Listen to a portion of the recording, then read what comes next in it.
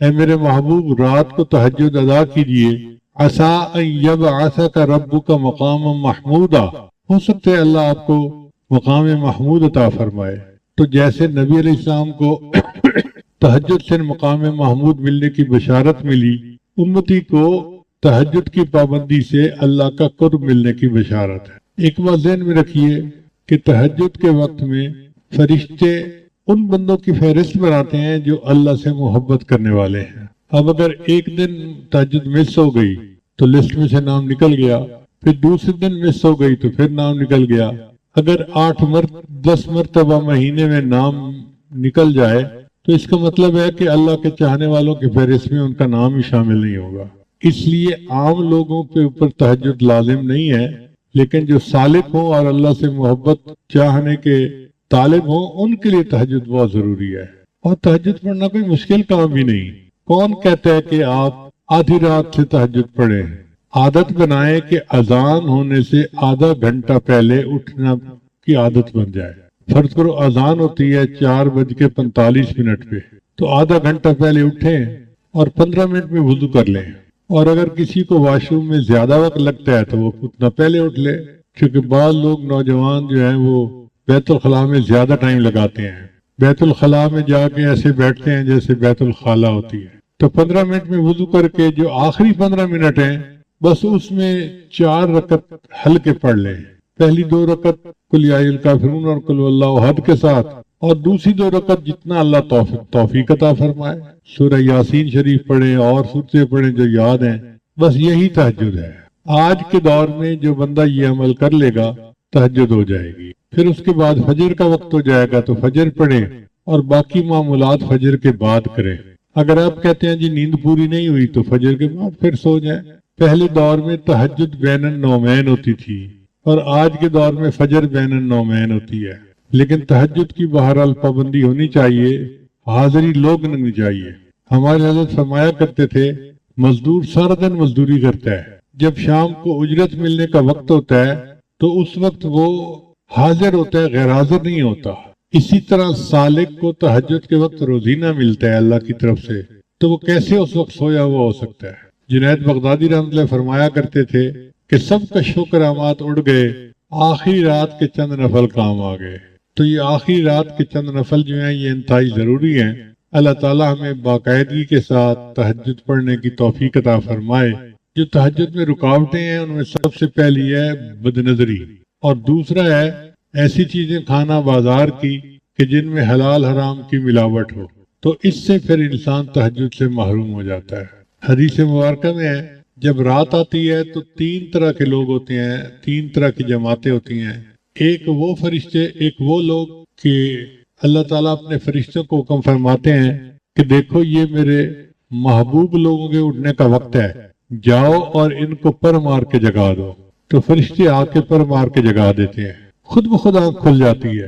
میاں محمد بخش رحمۃ اللہ فرماتے ہیں رات پویتے بے دردانو مٹھی نیندر آوے، رات پویتے بے دردانو مٹھی نیندر آوے، درد مندانو یاد سجن دی ستیاں آن جگاوے۔ اور جو درد مند ہوتے ہیں ان کو سجن کی یاد سوتے کو جا کے جگا دیتی ہے۔ تو اللہ کرے کہ ہم بھی ان لوگوں میں شامل ہوں کہ جن کو محبوب کی یاد سوتے میں آ کے جگا دیتی ہے۔ اور دوسرے گروہ کے لوگ ہوتے ہیں یہ اللہ کے مقربین ہوتے ہیں۔ اللہ فرشتوں کو فرماتے ہیں دیکھو یہ میرے محبوب لوگ ہیں، دین کا کام کرنے والے، تھکے ہوئے ہیں، آرام کر رہے ہیں، جا کے ان کی کروٹ بدل دو۔ یہ چاہیں گے تو سو جائیں گے اور چاہیں گے تو یہ کھڑے ہو کے نماز پڑھیں گے۔ میں ان کے سونے پہ بھی راضی، میں ان کے جاگنے پہ بھی راضی۔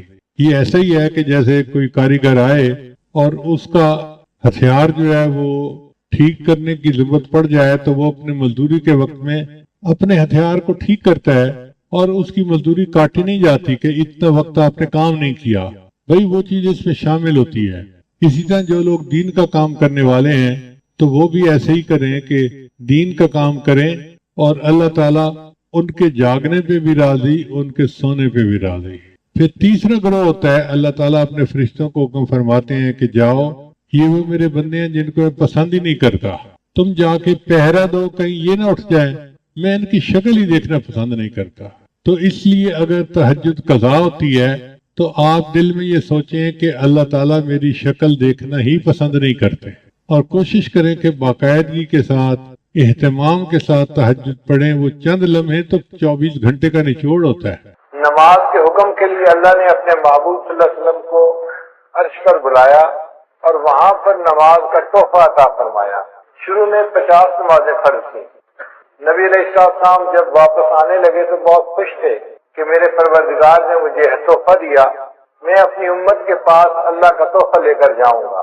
راستے میں ایک آسمان کے اوپر حضرت موسیٰ علیہ السلام انتظار میں تھے۔ پوچھا، اے اللہ کے حبیب صلی اللہ علیہ وسلم، اللہ تعالیٰ نے آپ کو کوئی تحفہ دیا؟ فرمایا 50 نمازوں کا۔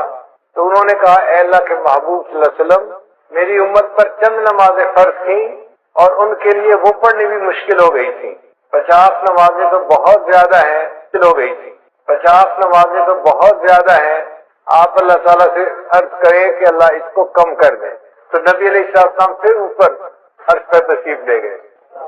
اللہ تعالیٰ نے 5 نمازیں کم کر دیں، 45 ہو گئیں۔ پھر دوبارہ موسیٰ علیہ السلام نے کہا، پھر نبی علیہ السلام نے دوسری مرتبہ عرض کیا تو 40 ہو گئیں۔ غرض 9 مرتبہ اوپر نیچے جانا ہوا اور 45 نمازیں معاف ہو گئیں اور 5 نمازیں رہ گئیں۔ پھر نبی علیہ السلام نے فرمایا موسیٰ علیہ السلام کو کہ اب مجھے اللہ کے سامنے جاتے ہوئے حیا آتی ہے، شرم آتی ہے۔ 5 نمازیں تو ہیں، میری امت 5 نمازیں پڑھ لے گی، مگر اللہ نے فرمایا کہ میرے محبوب صلی اللہ علیہ وسلم آپ کی امت 5 نمازیں پڑھے گی، ہم ان کے نام اعمال میں 50 نمازوں کا ثواب لکھیں گے۔ من جاء بالحسنۃ فلہ عشر امثالھا، اللہ تعالیٰ نے 10 گنا اجر دینے کا وعدہ فرمایا۔ اب یہاں پر 2-3 نکتے ہیں، وہ ذرا غور سے سنیے کہ نبی علیہ السلام نے مسجد اقصی میں سب انبیاء کی امامت فرمائی، تو حضرت موسیٰ علیہ السلام کیوں راستے میں بیٹھے تھے؟ حضرت ابراہیم علیہ السلام کیوں نہ بیٹھے؟ حضرت آدم علیہ السلام کیوں نہ بیٹھے؟ کوئی اور نبی علیہ السلام کیوں نہ بیٹھے؟ حضرت موسیٰ علیہ السلام راستے میں بیٹھے انتظار کیوں کر رہے تھے؟ علماء نے جواب دیا کہ حضرت موسیٰ علیہ السلام کلیم اللہ تھے، وہ کوہ پہ جاتے تھے، اللہ تعالیٰ سے ہم کلامی کرتے تھے۔ ہم کلامی کرنے سے ان کے دل میں چاہت ہوئی کہ اے اللہ، میں آپ کا دیدار کرنا چاہتا ہوں، رب ارنی انظر الیک۔ اب انہوں نے جب اللہ سے فریاد کی تو اللہ نے فرمایا، میرے پیارے موسیٰ علیہ السلام، دنیا میں تم زیارت نہیں کر سکتے، انک لن ترانی، نہیں دیکھ سکتے۔ بلکہ اللہ تعالیٰ نے کوہ پر تجلی ڈالی تو موسیٰ علیہ السلام بے ہوش ہو کر گر گئے، اور وہ تجلی بھی 70,000 فرقوں میں سے تھی۔ تو موسیٰ علیہ السلام نے سوچا کہ میں تو اللہ تعالیٰ کا دیدار نہیں کر سکا، اب اللہ تعالیٰ نے معراج پر اپنے محبوب صلی اللہ علیہ وسلم کو بلایا ہے تو محبوب اللہ کا دیدار کر کے آئیں گے، میں راستے میں بیٹھتا ہوں تاکہ میں سب سے پہلے ان کا دیدار کروں جو اللہ کا دیدار کر کے آ رہے ہیں۔ دوسرا نقطہ کہ اللہ تعالیٰ چاہتے تو 50 تو پہلی دفعہ ہی 45 کر دیتے، چلو 5 رہ گئی، 45 معاف۔ یہ 5 کر کے 9 دفعہ چکر لگانا، یہ کیا مسئلہ ہوا؟ علماء نے جواب دیا کہ اللہ تعالیٰ اگر چاہتے تو ایسا کر سکتے تھے، مگر اللہ تعالیٰ نے 5 نمازوں کو معاف اس لیے کیا کہ کل کو کہنے والے اعتراض نہ کرے کہ اللہ کے حبیب صلی اللہ علیہ وسلم کو معراج حاصل ہوا تھا، بس 1 دفعہ چلے گئے تھے۔ اللہ نے فرمایا نہیں، 1 دفعہ وہ عرش پر نہیں آئے، میرے محبوب جتنی مرتبہ چاہیں گے اتنی مرتبہ عرش کے اوپر آئیں گے۔ تو 9 مرتبہ نبی علیہ السلام عرش پر گئے اور اللہ نے 45 نمازوں کو معاف کر دیا اور باقی 5 نمازیں رہ گئے۔ اب ایک تیسرا نقطہ بڑا مزے کا ہے کہ حضرت موسیٰ علیہ السلام نے کہا کہ اللہ کے نبی صلی اللہ علیہ وسلم 50 نمازیں بہت زیادہ ہیں، آپ کم ہونے کی درخواست کریں۔ تو کیا حضرت موسیٰ علیہ السلام نبی علیہ السلام سے زیادہ ذہین تھے؟ خود نبی علیہ السلام کو خیال نہ آیا کہ کم کروا لینی چاہیے؟ تو علماء نے اس کا جواب دیا ہے، وجہ یہ تھی کہ نبی علیہ السلام اللہ کی تجلی سے حاصل کر چکے تھے، اللہ کا دیدار کر چکے تھے۔ اس دیدار کرنے کی وجہ سے نبی علیہ السلام پر اللہ کے عشق کے ایک غلبے کی کیفیت تھی۔ اس حال میں اللہ اگر 500 نمازوں کا حکم بھی فرما دیتے تو نبی علیہ السلام اس کو بھی قبول فرما لیتے۔ جب محبوب کا جلوہ ہوتا ہے پھر بندے کو پتہ نہیں چلتا، اور اس کی دلیل یہ ہے کہ یوسف علیہ السلام کا جلوہ ہوا تھا اور مصر کی عورتوں نے اپنے ہاتھوں کی انگلیاں کاٹ دی تھی، ان کو پتہ ہی نہیں چلا تھا کیا کاٹ رہی ہیں۔ تو اگر عورتیں اپنے ہاتھوں کی انگلیاں کاٹ سکتی تھیں تو نبی علیہ السلام کو جب اللہ کا دیدار نصیب ہوا تو محبوب کا ذہن اس طرف گیا ہی نہیں کہ یہ زیادہ ہے. محبوب نے فرمایا میرے رب نے جو فرمایا ہے میری امت اس کو پورا کرے گی. مگر موسیٰ علیہ السلام سے تو تجلی نہیں پائی تھی تو اس لیے انہوں نے بات کو سمجھا کہ کم ہونی چاہیے. تو اللہ تعالیٰ نے ایک طریقے سے 50 کا حکم تو دیا مگر اس کو 5 کر دیا اور حکم فرمایا میرے محبوب آپ کی امت 5 نمازیں پڑھے گی, میں ان کے نام اعمال میں 50 نمازوں کا ثواب لکھوا دوں گا. اس نماز کا حکم ہر کسی کو ہے, ساری مخلوق کو ہے. اللہ کی شان دیکھیے, درخت جو ہیں وہ قیام کی حالت میں ہیں, جو چوپائے ہیں وہ رکوع کی حالت میں ہیں, جو کیڑے مکوڑے ہیں وہ سجدے کی حالت میں ہیں, اور جو پہاڑ ہیں وہ قعدے کی حالت میں, تحیات کی حالت میں ہیں. کل قد علم صلاتہ و تسبیحہ, اللہ فرماتے ہیں ہر کسی کو اپنی نماز کا پتہ ہے کہ کیسے ادا کرنی ہے, مگر ساری مخلوق ایک ایک رکن ادا کر رہی ہے. انسان کو اللہ نے یہ شان عطا فرمائی, وہ تمام ارکان کا مجموعہ پوری نماز ادا کرتا ہے. حدیث پاک میں آتا ہے عرش پہ فرشتے ہیں وہ بھی نماز ادا کرتے ہیں. جو قیام میں ہے وہ ساری زندگی قیام میں رہے گا, رکوع نہیں کر سکے گا. جو رکوع میں ہے ساری زندگی رکوع میں رہے گا, سجدے میں نہیں جائے گا. جو سجدے میں ہے ساری زندگی سجدے میں رہے گا, اتحیات میں نہیں جائے گا. جو اتحیات میں ہے ساری زندگی اتحیات میں. تو فرشتے ایک ایک رکن پر عمل کرتے ہیں اور اللہ نے انسان کو یہ شان عطا فرمائی, ان تمام ارکان کا مجموعہ پوری نماز تکبیر اولیٰ سے لے کے سلام پھیرنے تک انسان کو عطا فرمائی. اور اس نماز کا حکم بچے کو بچپن سے دے دیا جاتا ہے. آپ حیران ہوں گے کہ جی بچپن سے کیسے دے دیا جاتا ہے. بھئی دیکھیں جب بچہ پیدا ہوتا ہے تو ایک کان میں اذان اور دوسرے میں اقامت. تو اذان میں کیا کہتے ہیں, حی علی الصلاۃ, حی علی الفلاح. تو نماز کے لیے بلایا نا بچے کو, تو اذان دینے کے کئی فوائد ہیں. ایک تو اللہ کا نام اس کے دماغ میں پہنچایا, بچے کے دماغ میں. دوسرا اس کو نماز کا حکم بھی فرمایا, اور تیسرا اس کو یہ بھی بتا دیا کہ اے بچے تیری زندگی کی اذان بھی ہو چکی, اقامت بھی ہو چکی. اب جب نماز پڑھنے میں تھوڑا سا وقت باقی ہوتا ہے اتنا تیری زندگی ہے, اس زندگی کو تو گزارے گا تو تیری نماز جنازہ کھڑی ہو جائے گی. اور حکم نماز اس کا بھی جو ہے نا وہ صراحت ہے. دیکھیے اللہ تعالیٰ نے حضرت عیسیٰ علیہ السلام کو فرمایا تھا کہ آپ اپنی والدہ کی گواہی دیں. تو عیسیٰ علیہ السلام نے کہا تھا انی عبد اللہ آتانی الکتاب وجعلنی نبیا وجعلنی مبارکا اینما کنت واوصانی بالصلاۃ والزکاۃ.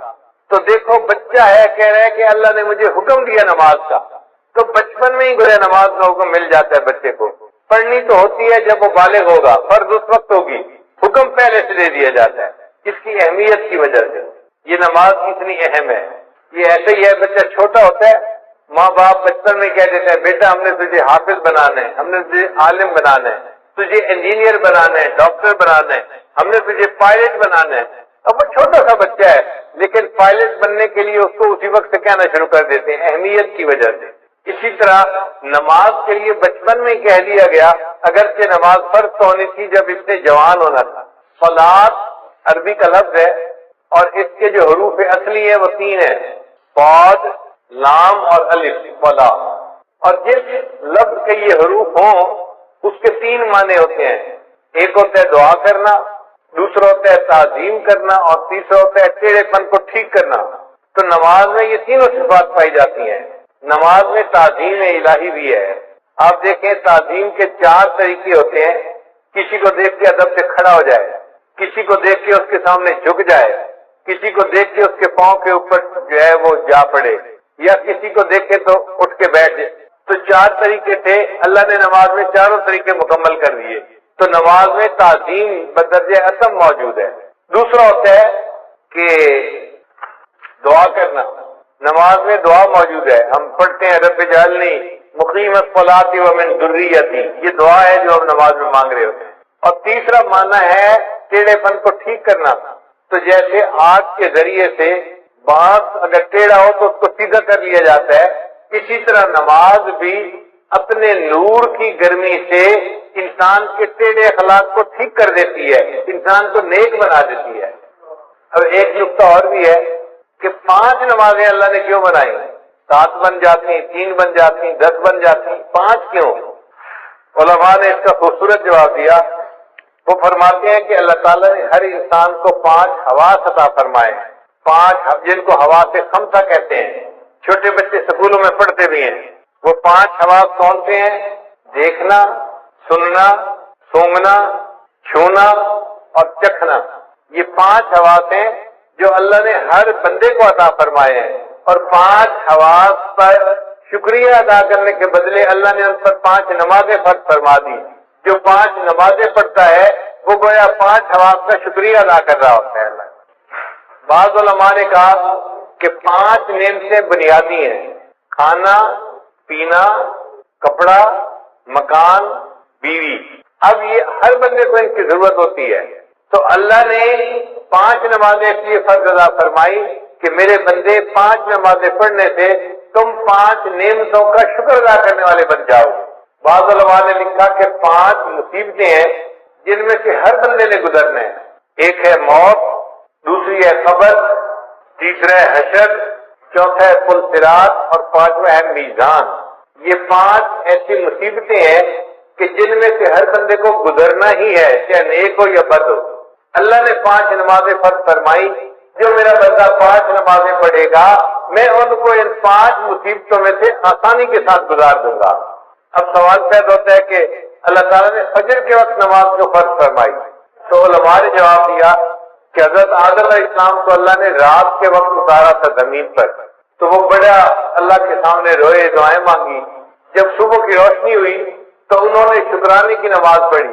تو حضرت آدم علیہ السلام کے شکرانے کی نماز کی وجہ سے اللہ نے امت کو فجر کی نماز عطا فرمائی کہ تم بھی اپنے جو ہے والد اکبر کی طرح سے اپنے جو ہے اعمال کا شکریہ ادا کرنے والے بن جاؤ گے. پھر دوسرا، جنت میں جو اللہ تعالیٰ کا دیدار ہوگا وہ صبح کا وقت ہوگا، جیسے طلوع ہونے سے پہلے کا وقت ہوتا ہے نا، اس طرح کا وقت ہوگا. تو اللہ تعالیٰ نے فرمایا میرے بندو تم دنیا میں فجر کی نماز پڑھو گے تو اس کے بدلے تمہیں میں جنت میں اپنا دیدار عطا فرما دوں گا. پھر حضرت یوسف علیہ السلام نے بھی شکرانے کے نوافل پڑھے تھے. بھائیوں نے جب ان کو کنویں میں ڈال دیا تھا تو کنواں تھا اور یوسف علیہ السلام بچے تھے. اب کنویں کی تنہائی بھی تھی، اوپر سے رات کا اندھیرا بھی آ گیا. تو یوسف علیہ السلام بڑے غمزدہ تھے. ایک تو بھائیوں نے زیادتی کی اور دوسرا تنہائی تھی اور اندھیرا تھا، اور وہ سمجھ رہے تھے کہ شاید اب مجھے باقی زندگی اندھیرے میں ہی گزارنی پڑے گی. جب تہجد کا وقت ہوا تو یوسف علیہ السلام بڑے پریشان تھے. حدیث پاک میں آتا ہے انہوں نے اس وقت دعا مانگی، اے اللہ میری پریشانی کو بھی دور کر دے اور جو بھی پریشان بندہ ہے دنیا میں اس کی بھی پریشانی کو دور کر دے. اللہ تعالیٰ نے یوسف علیہ السلام کی دعا کو ایسے قبول کیا کہ وہ رات کا ایسا وقت ہوتا ہے ہر پریشان بندے کی پریشانی ختم ہو جاتی ہے.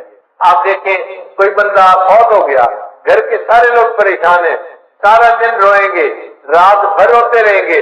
آپ دیکھیں گے تہجد کے وقت ان کو بھی نیند آ جائے گی، وہ بھی پرسکون ہو جائیں گے. کسی بندے کی بیماری ہو تو آپ دیکھیں کہ تہجد کے وقت اسپتال میں مریضوں کی حالت پرسکون ہو جاتی ہے. تو ہر بندے کی پریشانی تہجد کے وقت میں اللہ کم کر دیتے ہیں. یہ یوسف علیہ السلام کی دعا قبول ہوئی، اللہ نے ہر پریشان کی پریشانی کو دور فرما دیا. پھر جب صبح کی روشنی ہونے لگی، طلوع ہونے کا وقت ہوا تو یوسف علیہ السلام نے شکرانے کے نفل پڑے تھے کہ چلو اندھیرے سے تو جان چھوٹی، مجھے پتہ تو چلا نا کہ یہ روشنی کا وقت آ گیا ہے. اب ان کے اس شکریہ کے نماز پڑھنے کو اللہ تعالیٰ نے امت مسلمہ کے لیے بھی پسند فرمایا کہ تم بھی یوسف علیہ السلام کی طرح اس وقت اگر فجر کی نماز پڑھو گے تم بھی اللہ کی نعمتوں کا شکر ادا کرنے والے بن جاؤ. پھر ظہر کی نماز اللہ نے کیوں فرض فرمائی؟ اس لیے کہ ظہر کے بعد سورج ڈھلتا ہے. تو مومن کو اللہ نے سبق دیا، دیکھو چڑھتے سورج کی ہر کوئی پرستش کرتا ہے، لیکن جب سورج ڈھلنے لگ جائے تم اپنے رب کی عبادت کرو. ہم چڑھنے اور اترنے والوں کی پرورش نہیں کرتے، ہم اپنے رب کی پرورش کرتے ہیں. ہم سورج اور چاند کی پرورش کرنے والے نہیں، ہم اپنے پروردگار کی عبادت کرنے والے بندے ہیں. پھر یہ کہ وہ گرمی کا وقت ہوتا ہے تو اللہ تعالیٰ نے فرمایا میرے بندو تم میں سے جو کوئی ظہر کی نماز پڑھے گا گرمی کے وقت میں اس کے بدلے اس کے لیے قیامت کے دن کی گرمی کا جو ہے نا برداشت کرنا آسان کر دوں گا، اس کو میں عرش کا سایہ عطا فرما دوں گا. پھر عصر کا وقت وہ وقت ہے کہ جب آدم علیہ السلام نے جنت میں گندم کا دانہ کھایا تھا تو چونکہ ایک بھول ہو گئی تھی تو اللہ تعالیٰ نے اس وقت نماز کو فرض فرما دیا کہ بندو تم بھی نماز پڑھو، تمہارے جد امجد سے بھول ہو گئی تھی، میں نے اس کو معاف کر دیا تھا، اب تم عصر کی نماز پڑھو گے، تم سے زندگی میں جو کہیں بھول چوک ہوگی میں اس کو بھی معاف فرما دوں گا۔ پھر عصر کے وقت حضرت یونس علیہ السلام کو مچھلی نے اپنے پیٹ سے باہر نکالا تھا تو اللہ تعالیٰ نے فرمایا کہ میرے بندو تم بھی حالات کی مچھلی کے پیٹ میں پھنس سکتے ہو۔ مثال کے طور پہ کوئی قرضے کے اندر پھنسا ہوا ہے، ادا نہیں ہو رہا، کسی کا کاروبار بند ہے، چلتا نہیں، کوئی بیماری کی مصیبت میں پھنسا ہوا ہے، بیماری دور نہیں ہوتی، کوئی بچی گھر بیٹھی ہے، رشتہ نہیں آتا، وہ حالات کی مچھلی کے پیٹ میں پھنسی ہوئی ہے۔ اب اس مچھلی کے پیٹ سے کیسے نکلے؟ عصر کی نماز پڑھو گے، اللہ تعالیٰ تمہیں ان مصیبتوں کی مچھلی کے پیٹ سے نکال دیں گے، مسئلوں کو حل کر دیں گے۔ پھر قبر میں جو میت سے سوال جواب ہوتا ہے تو اس وقت عصر کا وقت ہوتا ہے، تو عصر کی نماز اس لیے قائم فرمائی کہ جو بندہ عصر کی نماز دنیا میں پڑھے گا اس کے لیے قبر میں سوال و جواب کا دینا اللہ آسان فرما دیں گے۔ مغرب کی نماز اللہ نے کیوں فرض فرمائی؟ اس لیے کہ سارے دن میں جو غلطیاں ہوئی، کوتاہیاں ہوئیں، اب یہ مغرب کی نماز پڑھے گا، اللہ پورے دن کے گناہوں کو اس کے بدلے معاف فرما دیں گے۔ حضرت آدم علیہ السلام کی توبہ اللہ نے مغرب کے وقت قبول فرمائی تھی، تو امت محمدیہ کو مغرب کی نماز دی گئی کہ تم اگر مغرب کی نماز پڑھو گے اس کے بدلے ہم تمہاری زندگی کے سب گناہوں کو معاف کر دیں گے، تمہاری توبہ کو بھی قبول فرما دیں گے۔ اب عشاء کی نماز یہ اس امت کی خصوصیت ہے، پہلے کسی امت کو عشاء کی نماز نہیں ملی، عشاء کی نماز امت محمدیہ ہی کو ملی ہے۔ کیوں کہ نبی علیہ السلام کو جو معراج ملا تھا وہ عشاء کی نماز کے وقت ملا تھا۔ اللہ نے فرمایا میرے محبوب آپ کی امت عشاء کی نماز پڑھے گی، آپ کو تو میں نے جسمانی معراج عطا فرمایا، آپ کی امت کو عشاء کی نماز کے بدلے روحانی معراج عطا فرما دیا۔ ایک سوال ذہن میں یہ پیدا ہوتا ہے کہ نماز میں رکعتیں 2 ہوتی ہیں، 3 ہوتی ہیں یا 4 ہوتی ہیں؟ فجر کی 2 رکعت فرض ہے، ظہر کی 4 رکعت فرض ہے، مغرب کی 3 رکعت فرض ہے، تو 2، 3 اور 4 رکعتیں، یہ رکعتوں کا سلسلہ اتنا ایسے کیوں ہے؟ 1 رکعت ہوتی، 2 رکعت ہوتی، کام ختم ہو جاتا، آخر 2 رکعت، 3 رکعت یا 4 رکعت میں کیا حکمت ہے؟ قرآن مجید کی آیت ہے اللہ نے فرشتوں کو بنایا جاعل الملائکۃ رسلا اولی اجنحۃ مثنی وثلاث ورباع، اللہ نے فرشتوں کو پیدا کیا، بعض فرشتوں کے 2 پر ہیں، بعض کے 3 اور بعض کے 4۔ اللہ نے فرمایا کہ میرے محبوب صلی اللہ علیہ وسلم فرشتوں کو میں نے پرواز عطا کی 2 پروں سے، 3 پروں سے، 4 پروں سے۔ اب آپ کی امت نماز پڑھے گی، رکعتیں 2 ہوں گی، 3 ہوں گی، 4 ہوں گی، جیسے فرشتوں کو روحانی ترقی میں نے عطا فرمائی، آپ کی امت کو ان فرائض کی رکعتیں پڑھنے پر میں روحانی ترقی عطا فرما دوں گا۔ پھر کل رکعتیں جو انسان کے اوپر لازم ہے وہ 17 ہیں، 2 فجر کی، 4 ظہر کی، 4 عصر کی، 3 مغرب کی اور عشاء کی 4 رکعت فرض اور 3 رکعت وتر، یہ 17 رکعتیں بنتی ہیں۔ تو 17 رکعتیں کیوں دی گئی؟ علماء نے جواب دیا کہ نبی علیہ السلام نے معراج میں 17 چیزوں کی سیر کی تھی، 8 جنتوں کی، 7 آسمانوں کی، تو 7 اور 8 15 بن گئے، اور 1 عرش اور 1 کرسی، 17 ہو گئے۔ اللہ نے اپنے حبیب صلی اللہ علیہ وسلم کو 17 چیزوں کی سیر عطا فرمائی تھی، اس کے بدلے ہمارے اوپر 17 رکعتیں فرض فرما دی۔ امت ان 17 رکعتوں کو ادا کرے گی، میں ان کو بھی روحانی طور پہ سیر عطا فرما دوں گا۔ نماز معراج کیوں ہے اور عبادت معراج کیوں نہ بنی؟ اس لیے کہ نماز میں مومن اپنا سر سجدے میں اتنا جھکاتا ہے کہ انتہا ہو جاتی ہے۔ اسی لیے اگر کہیں گھاس والی جگہ ہو اور نماز پڑھنی پڑے تو بندہ اگر گھاس کے اوپر پیشانی لگا کے اٹھا لے تو سجدہ نہیں ہوتا، یا کوئی فوم کا گدا ہو اور بندہ اوپر پیشانی لگا کے اٹھا لے تو سجدہ ادا نہیں ہوتا۔ سجدے کے لیے ضروری ہے کہ اتنا سر جھکائے کہ نیچے سے زمین کی سختی محسوس ہونے لگ جائے۔ جب سختی نیچے سے محسوس ہوگی، اب سر نیچے جا ہی نہیں سکتا، تب سجدہ مکمل ہوگا۔ اللہ نے فرمایا میرے بندے تو نے سجدہ کرنے میں اپنے سر کو جھکانے کی انتہا کر دی، اس حالت میں میرے بندے میں نے تجھے اٹھانے کی انتہا کر دی، میں نے تجھے معراج عطا فرما دیا۔ اس لیے سجدے کی حالت میں مومن معراج کی حالت میں ہوتا ہے۔ اب ایک اہم سوال کہ نماز میں سورہ فاتحہ پڑھنی کیوں ضروری ہے؟ نبی اسلام نے ارشاد فرمایا ان الصلاۃ تنہا، نبی اسلام نے فرمایا لا صلاۃ الا بفاتحۃ الکتاب، کہ سورہ فاتحہ پڑھے بغیر نماز نہیں ہوتی۔ علماء نے لکھا ہے کہ فاتحہ پڑھنی ضروری ہے۔ اگر کسی بندے نے نماز میں فاتحہ پڑھ لی تو باقی کچھ بھی نہیں پڑھا اس کی نماز ہو جائے گی، فاتحہ نہیں پڑھی تو نماز نہیں ہوتی، نماز فاتحہ پڑھنی ضروری۔ اتنی اہمیت کیوں ہے؟ اس کی وجہ ہے وہ ذرا سمجھ لیجئے کہ اللہ تعالیٰ نے جتنی آسمانی کتابوں میں اپنے معارف کو اتارا، اس سب معارف کو اللہ نے قرآن مجید میں اتار دیا۔ پھر قرآن مجید میں اللہ نے جو کچھ نازل فرمایا اس کو اللہ نے سورہ بقرہ میں نازل کر دیا۔ پھر اللہ نے سورہ بقرہ میں جو کچھ نازل فرمایا اس کو سورہ فاتحہ میں نازل فرما دیا۔ اس لیے سورہ فاتحہ کو فاتحہ کہتے ہیں۔ یہ اوپننگ چیپٹر ہے قرآن مجید کا، اس کو باب القرآن کہتے ہیں۔ یہ قرآن پاک کا دروازہ ہے، یعنی پورے قرآن میں جو مضامین تھے وہ سارے کے سارے سورہ بقرہ میں آ گئے، سورہ فاتحہ میں آ گئے۔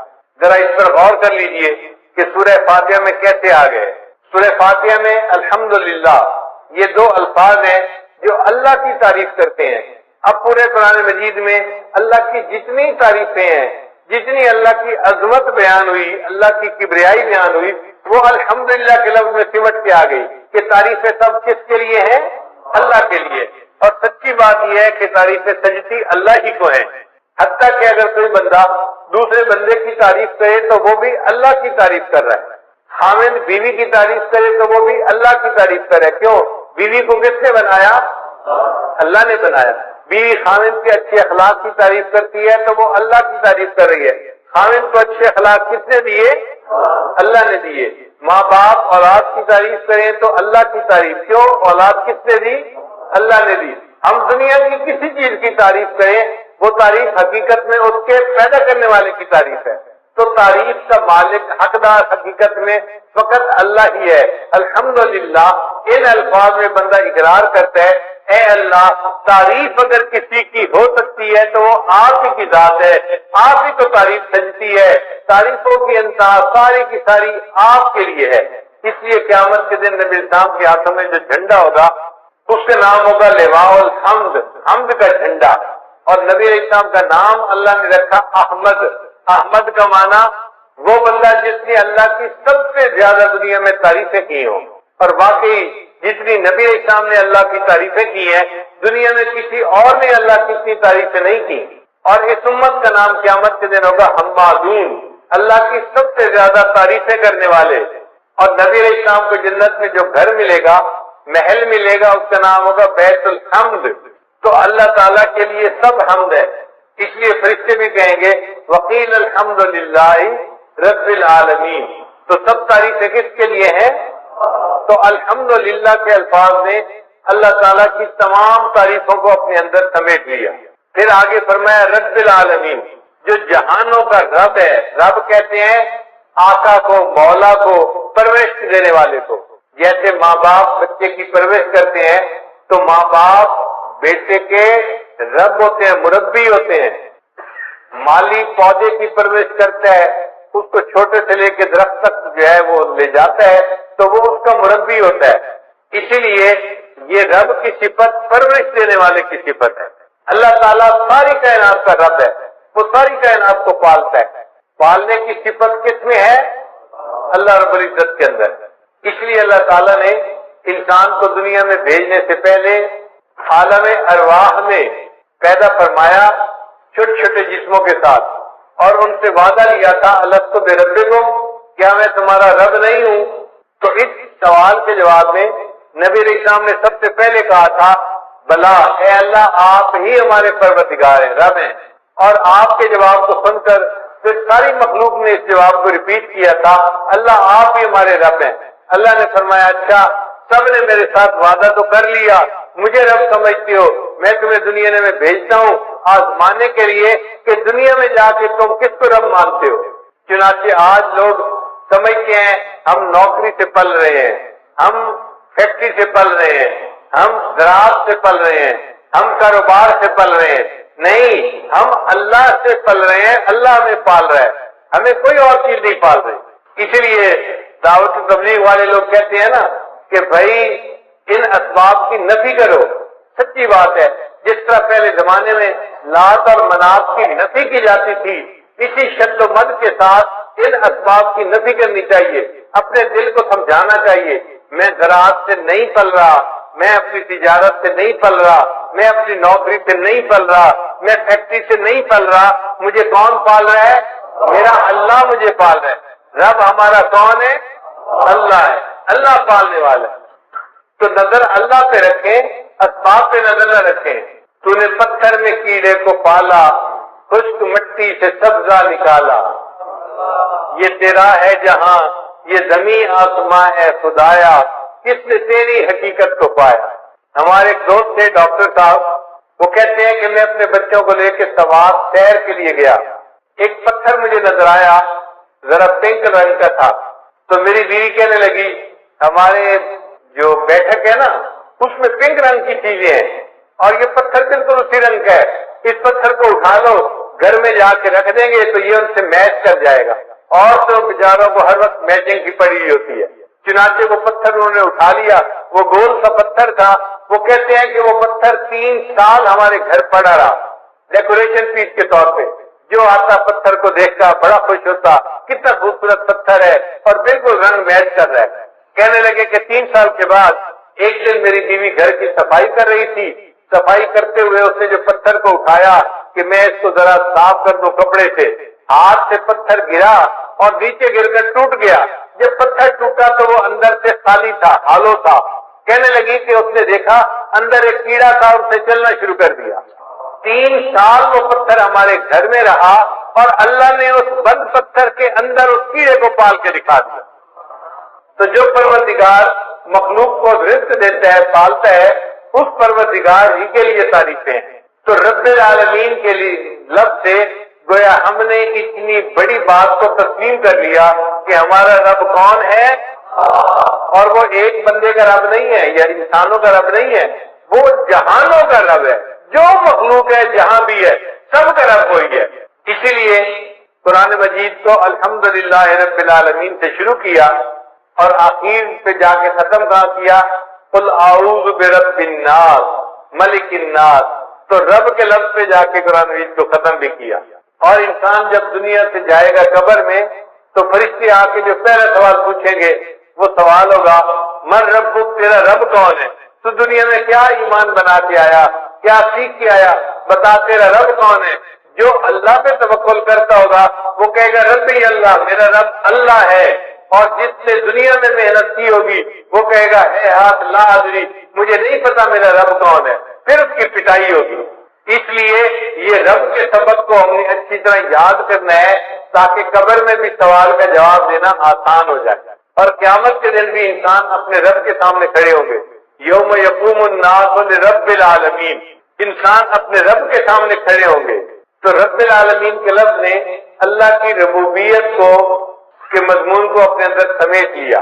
اب ربوبیت قاہرانہ بھی ہوتی ہے اور ربوبیت راحمانہ بھی ہوتی ہے.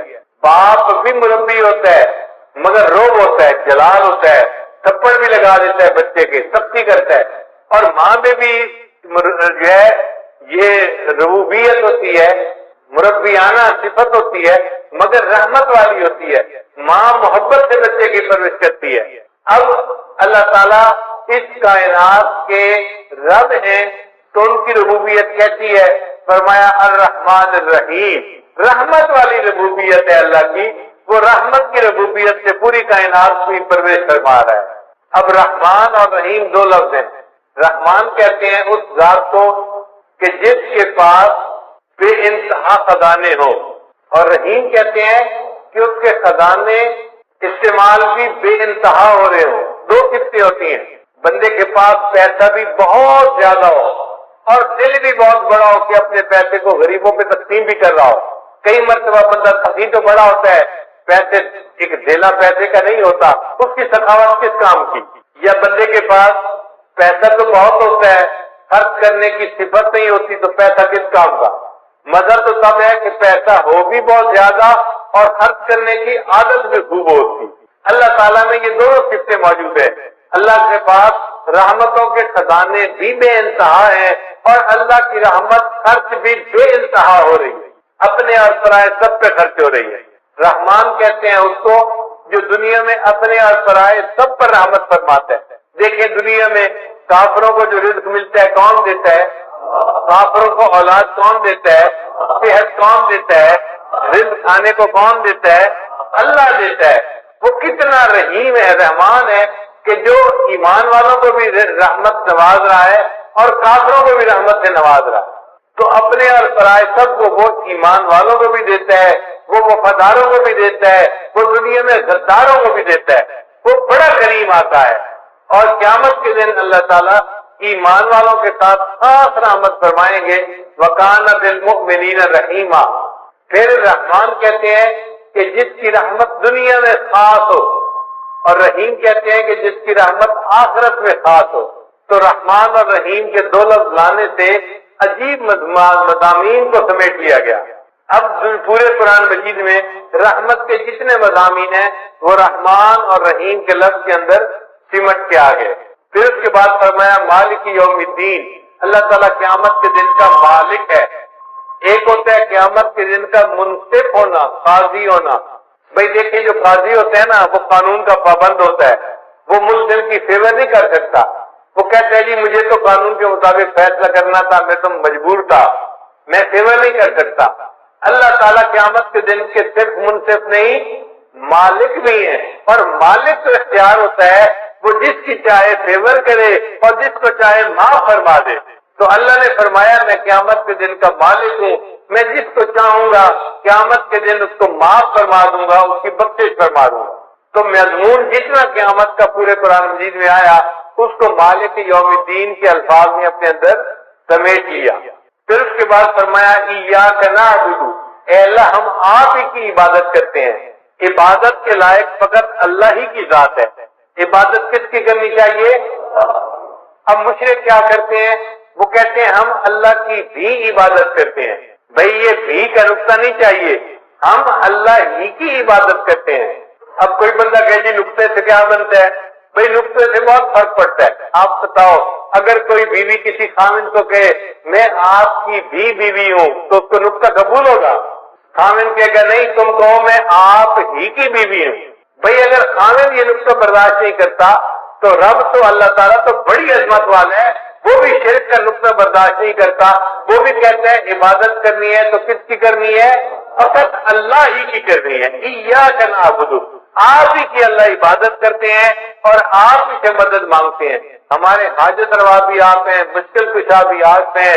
اللہ ہمارے جو ہے وہ کام کو سر انجام دینے والے آپ ہی ہیں، اللہ ہی کی طرف توجہ رکھنی ہے۔ تو مدد ہم کس سے مانگا کریں؟ اللہ سے مانگا کریں۔ مخلوق سے مدد مانگنے کی کوئی ضرورت نہیں، مخلوق مدد نہ مانگے، اللہ سے مدد مانگے جو حقیقت میں انسان کی ہر حال میں مدد کر سکتا ہے۔